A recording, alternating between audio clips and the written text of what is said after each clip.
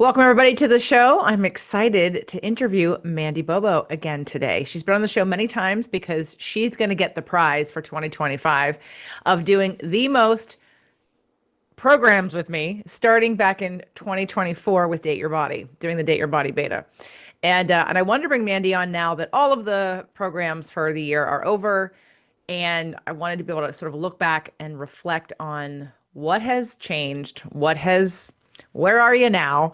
Are you different? What's happening in your life? How are people responding to you? And what would you tell other people about the year you just had and whether or not they should do it or not? So let's start back and just say, welcome, Mandy. Welcome back to the show. Hi, thank you for having me. Uh, why don't you tell your little brief story about how you got to me, how you got involved, and where you started? Yeah, I found JJ through Dr. William Davis's podcast. I had read his books. I appreciated his point of view. JJ was a guest, and I thought, oh my gosh, I need to send this to my sister. It was about self-sabotage and not being able to stick with a diet. And I just remember thinking, oh, my sister Caitlin needs to see this. And then I was like, well, maybe I could go listen to her. So then I started listening to her podcast, and it's like, oh, this is for me. And here we are. Do you remember what episode you heard on my show first after you moved over from Dr. Davis's show? Not a clue. Not a clue. Not a Did clue. you start with the most recent or did you look back at titles and see what resonated? I think I listened to two or three of the most recent at that time, and then I was like, I don't know what she's talking about. Let me go. Oh, no, I do know what I did. I went to your website, and you have a list on your website of your favorite episodes. And I added those to my playlist. And those are the ones I listened to after I listened to the latest one or two. And I was like, I don't know what she's referencing because it Okay. was a new language for me. Well, this is good for me to know because I don't know this. So you thought, I don't know what she's talking about, but obviously I had said something enough to keep you interested to explore it. Absolutely. Absolutely. Like the first episode I heard again was the self-sabotage, and you were talking about therapy and how, you go and you talk and you talk and you talk, but you don't get anywhere, and you're making the same mistakes, or you're doing the same things over and over, and how what you did differently was just like, okay, what issue are we working on? Okay, this is the issue we're working on. Okay, good. Now, what step one, step two, step three, step four? This is how we turn this around.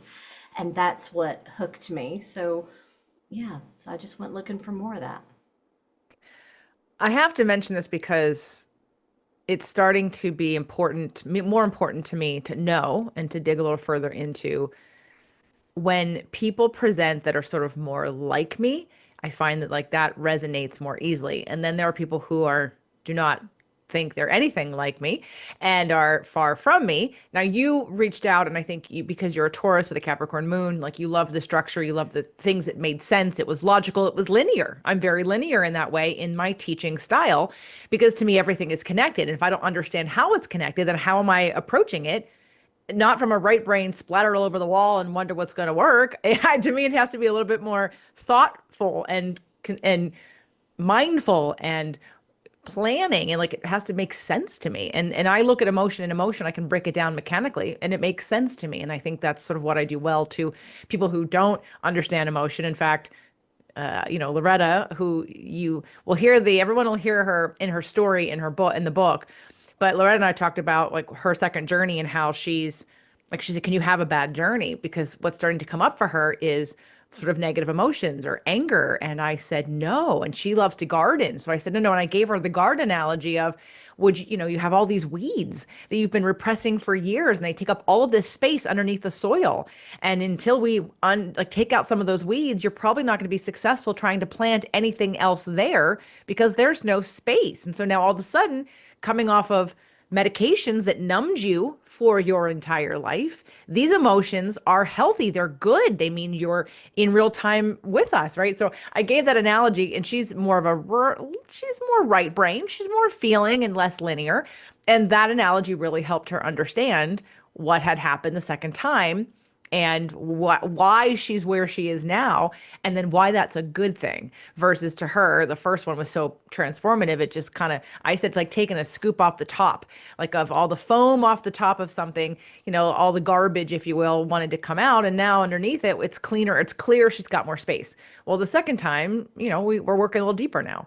So, yeah, I think I excel at doing that, explaining in a linear way to nonlinear people, or explaining emotion to linear people, and how that translates over. So, what was it, just the structure? Because, I've definitely have heard I'm very intense, and some people have named me bossy and a bully and things like that. But you have done a million programs with me this year. So can you speak to that?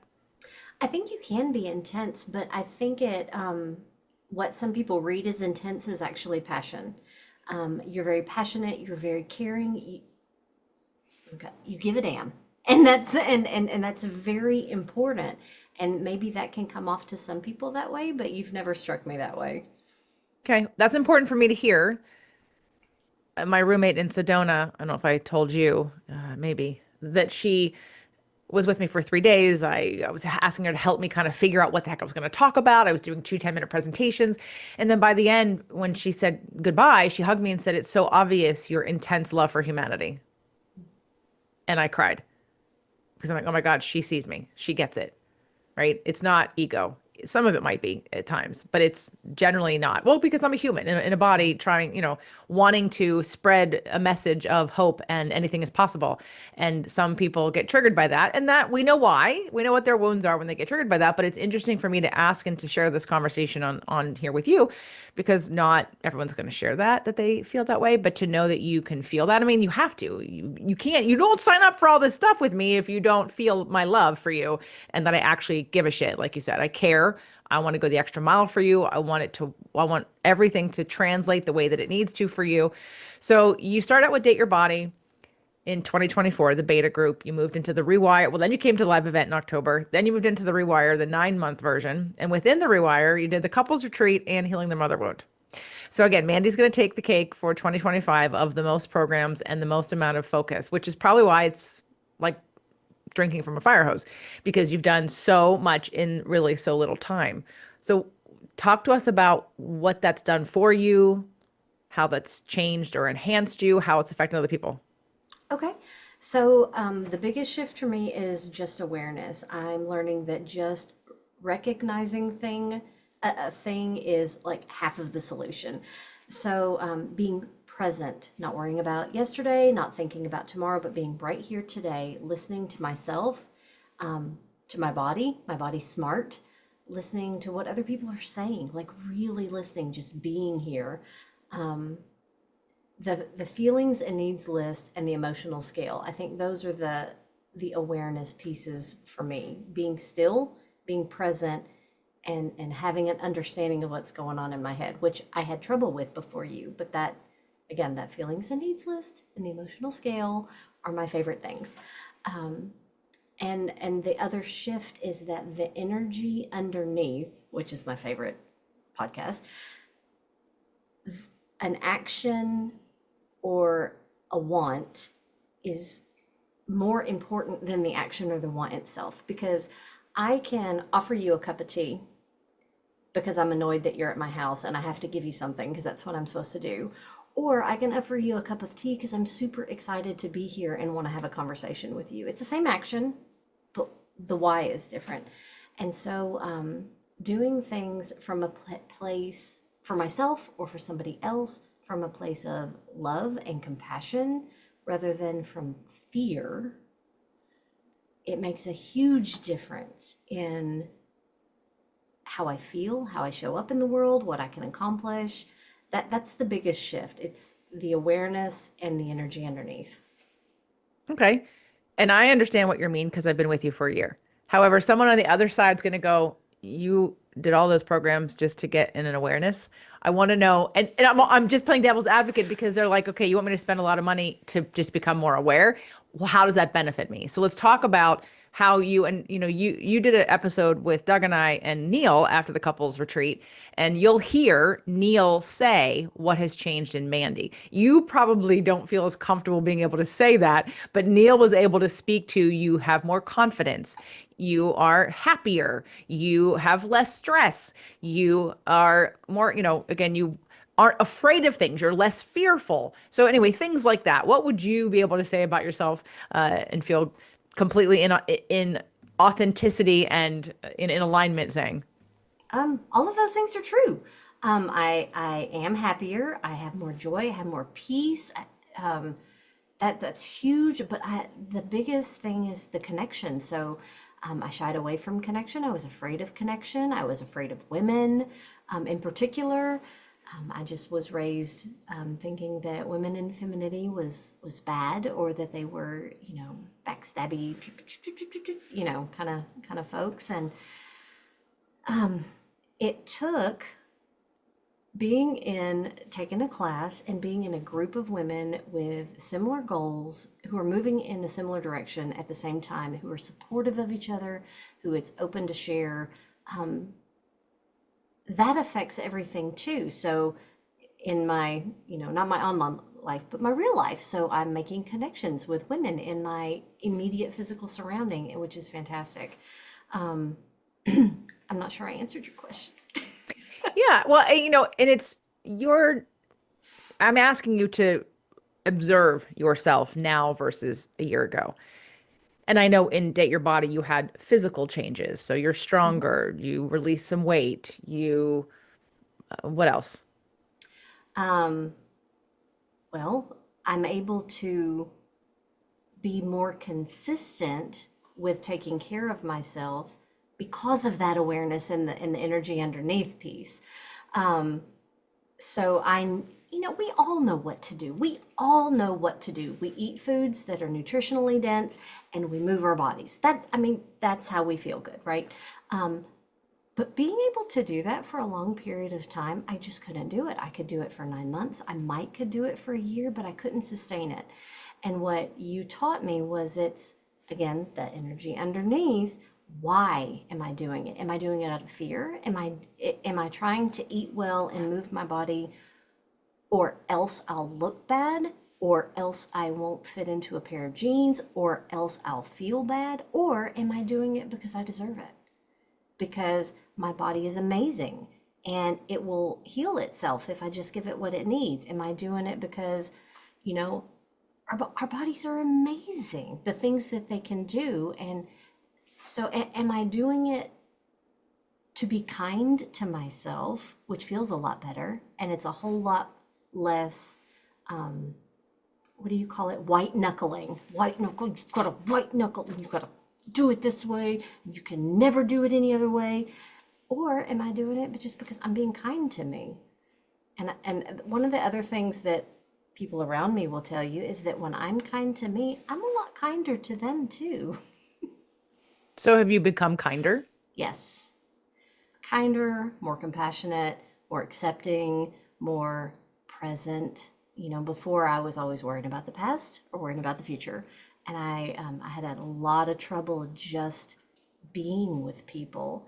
Um, Not Maybe that was part of the connection or the disconnect from before. I don't know. Maybe it's learning how to be present and be and not let my mind go yesterday or tomorrow.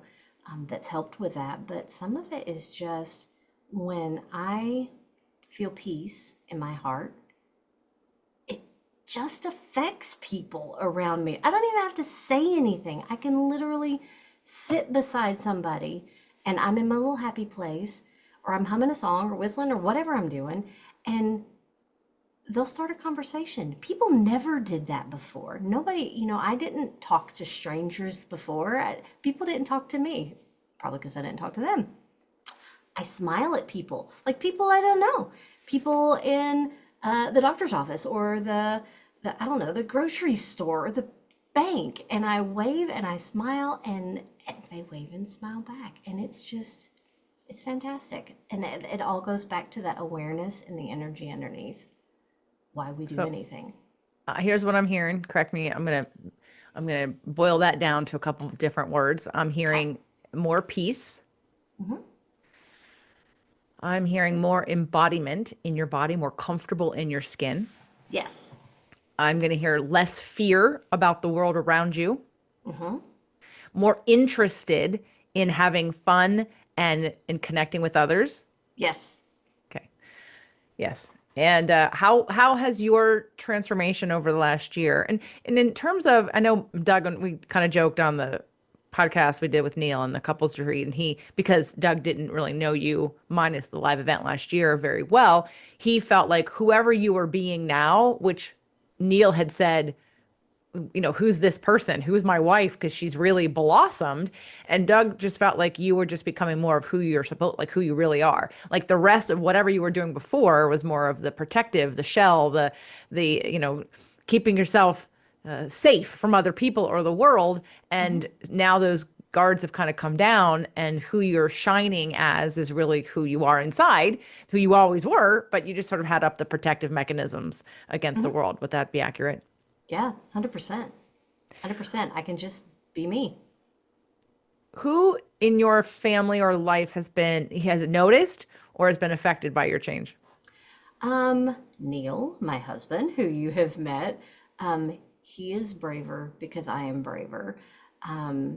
He is like going after things that I never thought he would go after. It is amazing to watch. My daughter has picked up on the self-esteem. She feels better about herself because I feel better about myself. Um, because I'm more present when she talks to me, and we've always had a good relationship, but she feels like I really listen now because I'm present.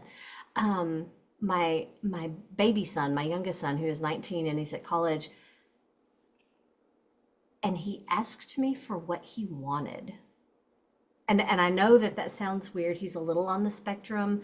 He doesn't express the same way we would tend to expect people to express. And we were sitting in the floor, and I don't remember why we were all sitting in the floor. There were three of us in the floor, and out of nowhere, he's like, "Hey, Mom, can you call me once a week while I'm at college?" And I'm like, "Oh my gosh."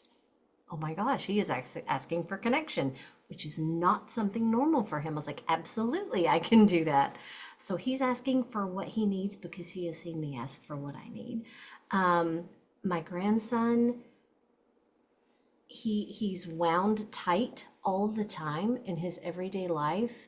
And so when he comes here, because I am calm, because I feel peaceful, it allows his nervous system to unwind.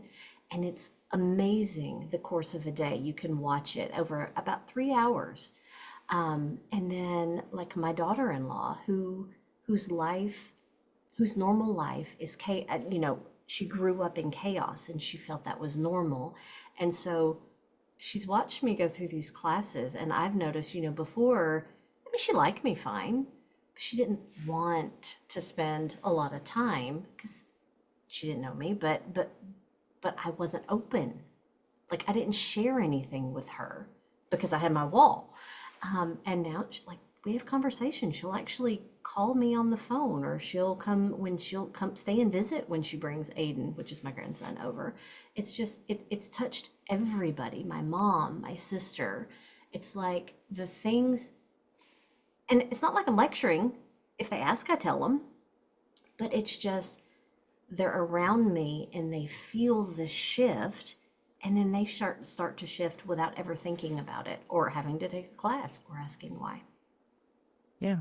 No, that's great. And well, I know Neil has bounced off of your courage, and your courage has you kept it kind of locked in. Even I remember back at the beginning of Rewire, we'd get on a call, and I'd sort of want to, working on Zone of Genius, and you were pretty tight-lipped about any of the things you had in the back of your brain until finally you're like, yeah, I've always had a business idea. And I was like, oh my God, there it is. Okay. Like, and it's not because I'm holding anyone's feet to the fire to become an entrepreneur, but we have dreams, and our dreams may shift and change, but if we don't acknowledge or share our dreams, if we don't stretch into a new place to get excited about, I would think, I mean, I don't know, correct me if I'm wrong, but it seems pretty boring just to be like, this is my life. This is how my life's always going to be. I'm never going to do anything different. This is, I mean, that feels really boring to me and a little bit hopeless if I don't dream of something different, whether I go for it or not, it's a different story. But I never got to hear your dreams until, about and moving forward until probably around the same time as the couples retreat is I think when we really started talking about it. And I got to hear sort of your vision and your deepest, darkest secrets, if you will, for expanding yourself professionally, which is exciting. And then that helped Neil to take the plunge and do what was in his heart's desire, and which in turn solved a problem that you had, which was overwhelmed because you were working, taking the classes, and doing all the household stuff. And now you're free as a bird because your husband has all this time to do all those things on your to-do list that you now don't need to do. It's been an amazing journey. I Yeah, honestly, I love the changes in me, but I love watching the changes in other people so much more. I've always said it only takes one person. It only takes one person to be the example in order to shine differently, to change and let people around you, they're going to shift because you shifted. It might not be a good shift for some people initially because they might not like you changing. They might be afraid of that. They might fear they're going to leave them. That might happen to some people. But if you keep it open, the conversation and the love, and you invite them along the journey if they want to, I think anything's possible. And I think it just takes one person to inspire others around them to see that you don't have to keep doing the things you were doing all this time that led you to feel or be or attract whatever you were having in your life that you may want more of or something different then. So I know you originally wanted to do the rewire first and you were thinking that you did emotion wrong. Can we speak to that a little bit? Like the reason why you contacted me in the first place, date your body was not on your agenda, but you did it. And but you were interested in the rewire because I think you said to me, I don't know if I do emotion correctly. Okay, so part of that is because I was very black, white, yes, no, left, right, right. But and the people around me would have these giant emotional reactions to things, and I wouldn't feel things the way that they felt things, and I felt like, "What am I wrong? Like am I a psychopath? Do I not feel things?" It was some really weird questions, and I wanted to understand why I react the way I think. Was I repressing? I didn't know. And now, And now I know exactly. I feel things differently because of my upbringing, because of my astrology, because of just life decisions, but now I can articulate it. So, before the classes, and it did start with Date Your Body. I had, happy, mad, sad, glad, maybe afraid, frustrated. That was like all I had. Um, and then you introduced us to the feelings and needs list. And then you introduced us, oh my gosh, to the emotional scale. The emotional scale, there's a graphic that you had in one of your lectures that I loved so much that like I put it on magnets and they're all over. Like I have two in my house and I gave one to my mom and my sister. And then I had a neighbor text me and say, hey, can you send me a copy of that? wow. Yeah. So it just helped me to back to the awareness piece. It helped me be aware. I just wasn't aware before. I was numbing because feelings were scary for me because I didn't, I don't know. I don't know why they were scary, but they were. Well, okay, so you're a Taurus with a Capricorn moon. So Earth is Earth and stable and very consistent and very predictable and all about structure. And at the same time, so emotions are fluid and can be a tornado, can be a rainstorm, can be right. And that uncertainty, that lack of control, emotions can feel very scary for people. And and yes, because your moon is in an earth sign, you don't feel the same way that other people necessarily feel, but you still feel. Mhm. But I think the understanding, the education around sort of what I do is to help people make sense of who they are and not make it bad or wrong, not make it shame or blame, not make it that there's something broken about me. And I mean, even like with Loretta, I don't know how many years of therapy she's done. She's been on, like her whole life has been about trying to deal with her stuff. But she just felt really broken and not like that she's so different. And she is different, but no different than you and I are different. we all have our different, unique ways of being in the world for the many ways that we interpret information. So, if someone was to say to you, Mandy, where do I start? I've seen you grow. I'm interested. I don't know if I can do all those programs. That was a lot. What would you tell them? Where would you tell them to start, or what would you tell them to do?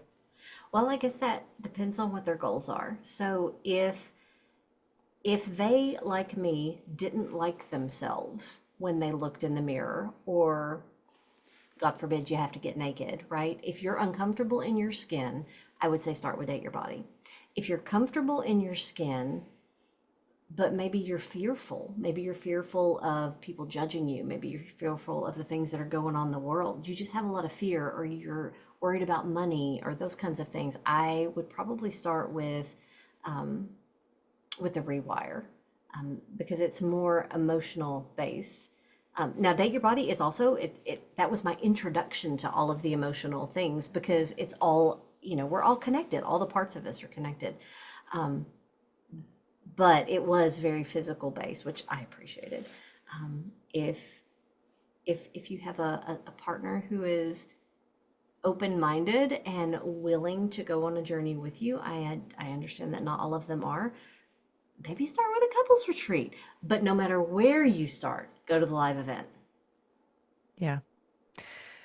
Yeah, I'm so excited. As of the recording of this, it's this week, and I've spent all day putting the talk together. And you should see me on the schedule going.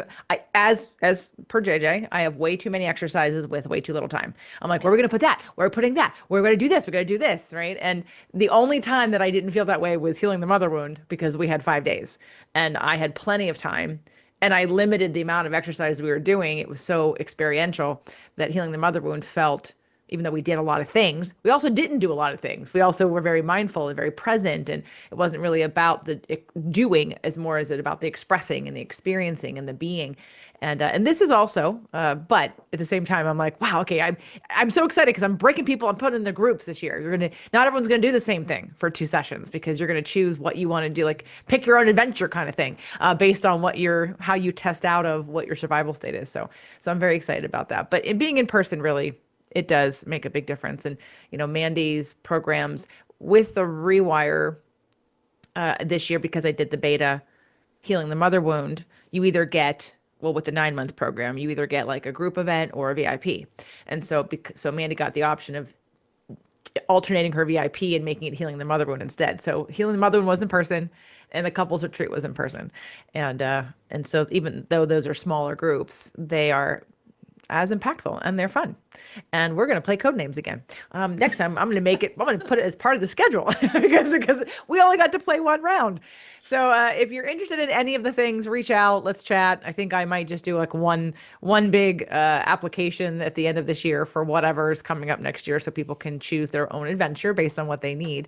But if you were to, someone who's on the fence, and someone who is hearing, oh my God, that's a lot, I don't want to do all that. What would you tell them to kind of at least just move them forward, because of the difference even just one of the programs could possibly make in either your relationships, or in your health, or in your self-esteem, or in your sleep. I mean, some people didn't sleep at the beginning of the programs, and now everybody's pretty much sleeping pretty good. So, I deal with all of the things. It's always physical, mental, and emotional, and relational in all programs, but depending on the context of what it is, we can only get to so much. So do you have any, like, what like last words of advice or encouragement might you have for someone who's on the fence, or wondering if it's worth it, or not sure if it's for them? It's definitely worth it. Um, if you delivered half of what you delivered at the same price, it would be worth it. It just Oh, would. thanks, Mandy. Um, so anybody that hears the price and is like, I promise you, I mean, go into debt. It's worth it. It's going to change your life, and you're going to be able, the it's the investment in yourself that is going to pay in dividends that you have no idea yet, but it's coming. And it's amazing, and it's fun, and it's, I just, Life changing. yeah, yeah, life changing, not only for you, but everybody around you. Hmm. Thank you. Yeah, go into debt. Here, I want to speak to no, I want to speak to that for a second. No, because I'm really glad that you said that. As a business owner, I bet on me all the time, and there are times where I have to go into debt to bet on me, and that was somewhere in the last couple of months. I think I kind of alluded to that to you guys, or maybe I said it to you, like I was shaming myself for whatever, and then I thought, well, hold on, let me take a different position. I have the ability to go into debt, and I'm doing it because I'm betting on me. Hmm. And when you bet on you and you become your best investment, you will be paying back because a happier you, a healthier you, a more connected you, a better relationship you is a better attractor of all good things. And you're, like I said, people around you change. It's not only investment in you, it's the investment in your environment and everyone you come into contact with. And I don't know of a better investment than yourself because can you put a price tag on self-love? No. No, you really, I mean, maybe you can, but I don't know. How many years has someone been in therapy and still hates themselves or doesn't love themselves or looks at the mirror and says nasty things to themselves or gets up in the morning and is negative all day long? If that is you, we need to shift that because that is not, to me, the ideal goal of working with someone and doing work like this is to deeply love, accept, and respect yourself. Honor yourself, cherish yourself because you are the only person who can be that example for others. So, Yeah, yes. absolutely. Just quickly at the end, and I know I think I know the answer to this question. What's next for Mandy? I'm guessing because of the amount of work you're doing, you're like, I just want to integrate. But is there a goal besides integration? Like when will you know you're integrated? Is there something that you're looking to, do or work on in the next year? Yeah, so 2025 was like the year of celebration and transformation. And then 2026 is going to be about surrender and creating balance. Surrender Nice. to just being aware, being present of opportunities that are presenting themselves that maybe I wouldn't have seen before because I'd be so focused on a checklist or, you know, worried about what I got to do later. So being very aware and present and mindful of the opportunities and yeah, creating that balance. It's not lost. We don't find it. We have to make it. If you're interested, if anything has inspired you, reach out, hit reply, email me, Instagram, Facebook, whatever, find me. Let's get on an application call and see what's right for you. I believe maybe Mandy and Neil might be at the next couples retreat, so you might be able to meet her there. Those who sign up first get to choose the date, and the date somewhere between April and May. I can tell you that now. So those who register first for the couples retreat get to choose the date. That's important.